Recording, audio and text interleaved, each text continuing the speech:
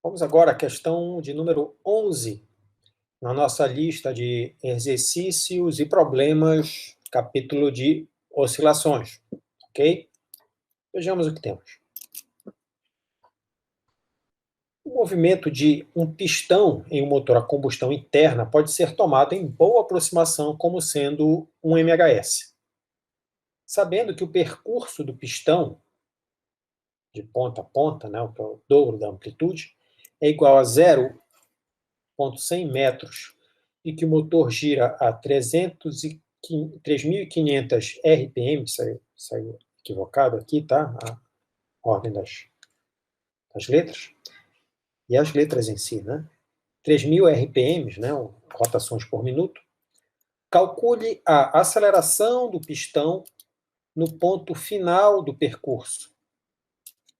Dada a massa do pistão, em 450 gramas, ou 0,450 quilos, qual é a força resultante exercida sobre ele, pistão, nesse ponto? Calcule a velocidade e a energia cinética do pistão no ponto médio do percurso. E faça um cálculo também de potência média necessária para acelerar o pistão do repouso até a velocidade calculada no item anterior. E se a rotação for de 3.500 para 7.000 RPM, ou seja, se dobrarmos a rotação do motor, o que acontece em relação aos itens, às respostas dos itens anteriores, tá? Muito bem. Não temos pouca coisa em jogo aqui, mas vamos lá. É uma questão que tem muitos aspectos interessantes, pessoal, muitos aspectos interessantes. A começar pela validade da aproximação, da boa aproximação, de tratar esse problema de subida e descida de um pistão em um motor a combustão, que ainda é a base da propulsão, né, de motores, né, de uma maneira geral, sem sombra de dúvida. Ainda vai ser a principal fonte por um bom tempo, né, ainda com a migração para outros tipos, né, principalmente chamados motores elétricos.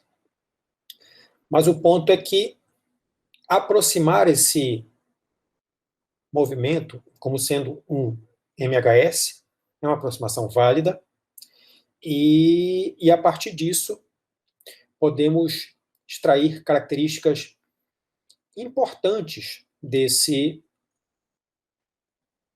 a partir desse problema, que fornece dados numéricos que são de interesse prático, sim. Tudo bem, pessoal? Então, esse é um primeiro ponto. Vamos ver o que mais temos. Bom, como de costume, precisamos fazer a extração adequada dos dados fornecidos pelo problema e também efetuar a representação das incógnitas, né, que desejamos determinar nesse problema. Tudo bem?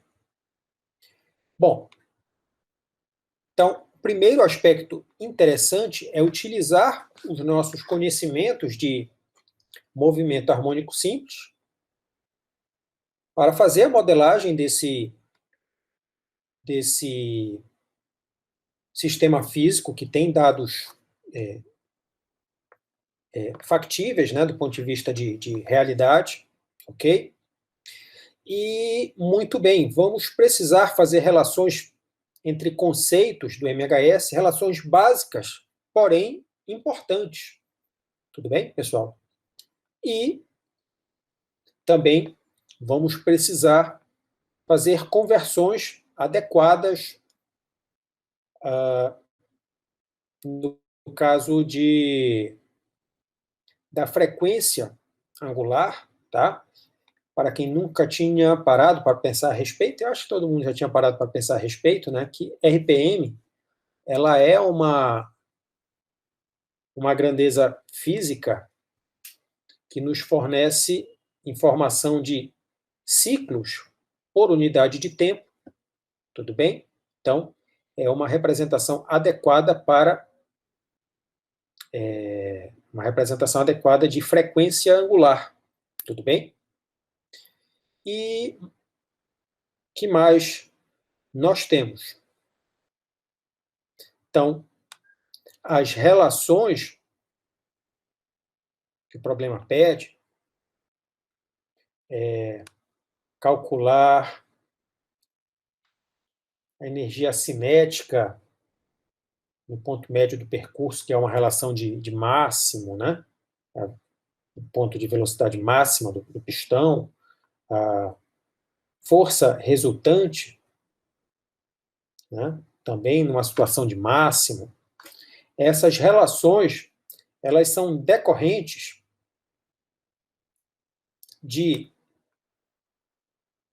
das relações entre as grandezas, entre as funções horárias, posição, função do tempo, velocidade, em função do tempo, aceleração, em função do tempo, e a velocidade como taxa de variação da posição, em função do tempo, e a aceleração como sendo taxa de variação da velocidade, por sua vez, como uma derivada segunda da posição em função do tempo.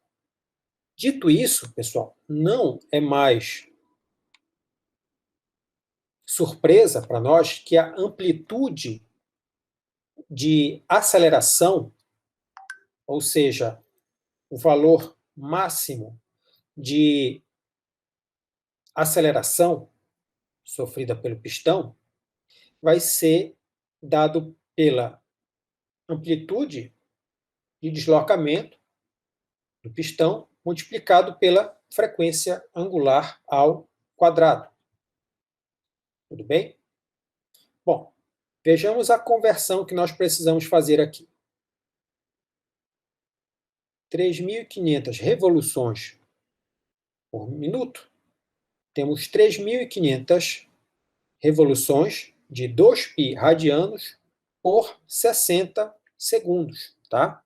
Então, temos aqui 2 sobre 6, né? Fica 1/3, π sobre 3, dá aproximadamente 1, tantinho maior que 1, né? Multiplicado por 350, temos 366,5 radianos por segundo. Então, 3.500 RPM equivale a 365 radianos por segundo. Tudo bem, pessoal? Isso é importante, né? Uma vez que, se nós não trabalharmos com a frequência angular na unidade correta, nós vamos achar valores numéricos que não correspondem à realidade. Tudo bem? Massa de um pistão. Bom, então, o que nós temos aqui? Dada essa relação funcional, né, algébrica, entre a amplitude de aceleração e o deslocamento, a amplitude de deslocamento, temos esse valor de aceleração, né, que multiplicado pela massa produz uma força resultante muito elevada, né, da ordem de 3.000 newtons, né? Não é pouca coisa. Bom, a velocidade do pistão no ponto médio, né, vai ser o ponto de máxima velocidade, também é dada por essa relação funcional, né, relacionando a amplitude de deslocamento com a frequência angular. Nós temos aí uma velocidade máxima de 18,3 metros por segundo, que, utilizando a equação da energia cinética, nos fornece aí uma energia cinética aproximada de 75 joules. Bom, questão um pouco mais elaborada, o cálculo de potência Potência média. Bom, potência como taxa de realização de trabalho por unidade de tempo. O trabalho como sendo a variação de energia cinética. Então, aqui no caso, para sair do repouso até o ponto de máximo de energia cinética, que vai ser o ponto de máximo da velocidade que o pistão atinge, que é no ponto de 1/4 do período de oscilação, ele chega à metade, é nesse ponto que ele tem a velocidade máxima, ele vai até a outra extremidade, completa a metade, 3/4 e o período completo, né? Esse tempo aqui é igual ao período sobre 4. Então, 1/4 do período. A expressão da energia cinética, que nós já tínhamos, com a expressão do período dividido por 4, temos π sobre 2 ômega, temos essa relação algébrica, esse valor numérico, que para o mundo profissional da engenharia automotiva não nos diz nada à primeira vista, né? Mas fazendo a conversão para cavalo-vapor, então nós encontramos aí um valor aproximado de 24 cavalos de vapor, muito aproximadamente 24 HP, tá? Mas isso nós estamos falando de um pistão. Fazendo conta semelhante para os 4 pistões, tá? No motor de 4 cilindros, nós vamos encontrar uma potência média para um carro de passeio aí com esses dados de aproximadamente 100 HP, tá? Então, é um cálculo razoável, tudo bem?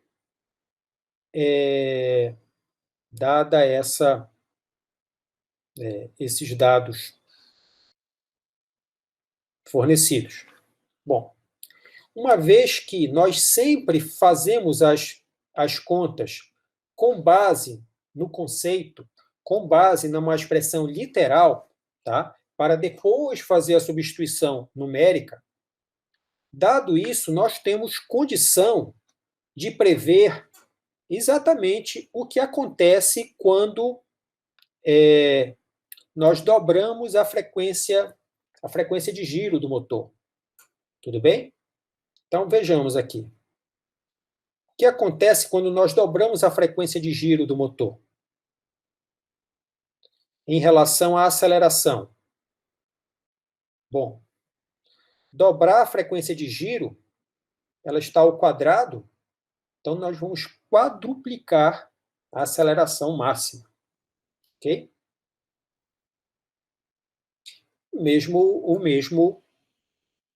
Exatamente a mesma argumentação vale para a força resultante.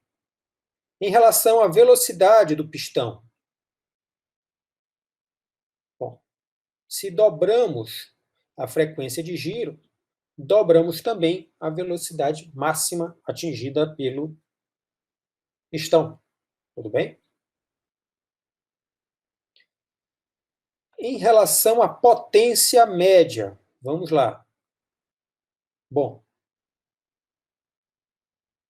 em relação à potência, nós dobrando a energia, a frequência de giro, nós quadruplicamos a energia cinética e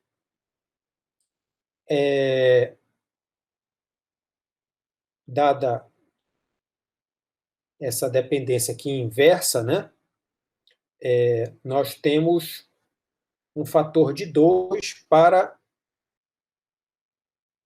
em relação ao período, né? Então, 4 vezes 2, nós aumentamos a potência por um fator de 8. Tá? Claro que são cálculos teóricos simplificados, né? Mas você ter essa tecnologia para permitir um giro maior do motor vai te permitir um aumento de potência muito expressivo, né? Então, 7.000 RPM não é giro de carro de passeio, né, pessoal? Só dos super esportivos, tudo bem? Mas os cálculos teóricos nos apresentam esse fator de incremento, ok?